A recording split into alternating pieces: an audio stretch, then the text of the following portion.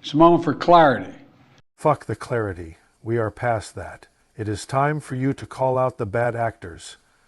It is time for you to say that the evil forces of Iran and other non-democratic players from the Mideast are meddling here. You should call out the truth that Hamas and others are fueling this.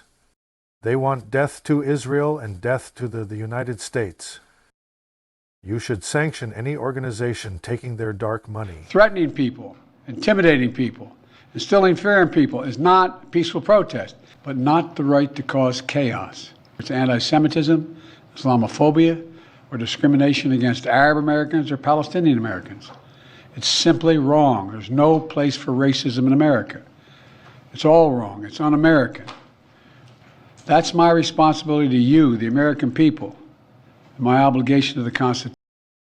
What about your duty to defend us from foreign invaders? They get half their money from donations and gifts, and a lot of that money pours in from the Mideast. We saw how Chinese look around the campfire and see who's smiling while America burns. Cornell Law Professor William Jacobson joins me now. Bigger problem now than the riots of 2020. We have on our campuses and in our cities a marriage between the extreme left that wants to tear us down, that hates the United States, is anti-American, anti-Western, anti-capitalist, and the Islamists who hate America, hate Israel. So everything you're seeing is really a social contagion. You have highly ideologically motivated leaders, organizers, and you have a bunch of students who, many of them, maybe not most, but many of them are going along because it's the thing to do. Hating Israel, hating the United States, chanting almost like cult-like phrases back and forth has captured a lot of the campuses. But this is a serious situation. It's the extreme left that wants to tear us down, almost Khmer Rouge, go back to year zero and start over, and the extreme Islamists who are worshiping Hamas who want to take us back to the 8th century. So this is really a wake-up call for this country, that what is happening now is not just a social contagion, it is extremely dangerous, and this marriage of the extreme left and the Islamists is not something that we've really seen before, and people need to recognize this is a serious situation. So the Department of Justice tried to frame and concoct a connection between the right and Russia. Remember what they did there with Trump-Russia collusion? They did that fraudulently.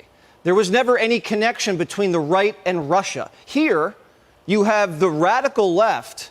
There's a direct connection between Islamic forces. It's staring us right in the face. They're chanting it. They're financing it. They're encouraging it. How come the feds aren't looking at this the way they looked at the fake Trump-Russia collusion? Yeah, that's a great question, because what we're seeing is right out in the open. They're not even trying to hide it. They're wearing Hamas headbands. They're praising Hamas. They are projecting on buildings, glory to the martyrs. They are chanting for an intifada, which was the bloody suicide bombing campaign that killed over 1,000 Israeli Jews. They chant from the river to the sea in English, but the Islamists who are chanting, when they chant it in Arabic, they chant from the river to the sea, Palestine will be Arab. So you have manipulation going on here. You have students who want to just be part of the crowd. This is a huge national security issue. I believe this to be a bigger issue than the January 6th issue. Why is Biden being such a pussy about this? All these protesters that broke into these places, vandalized these places, and are breaking the law should be put in jail and should be tried for treason. All right, Biden, time for you to get to work. If you want to do what's best for the nation, get off your lazy ass and actually do something. Stop worrying about the election and actually do something that's good for the country. Your approval rating is so far into the shitter. Actually doing something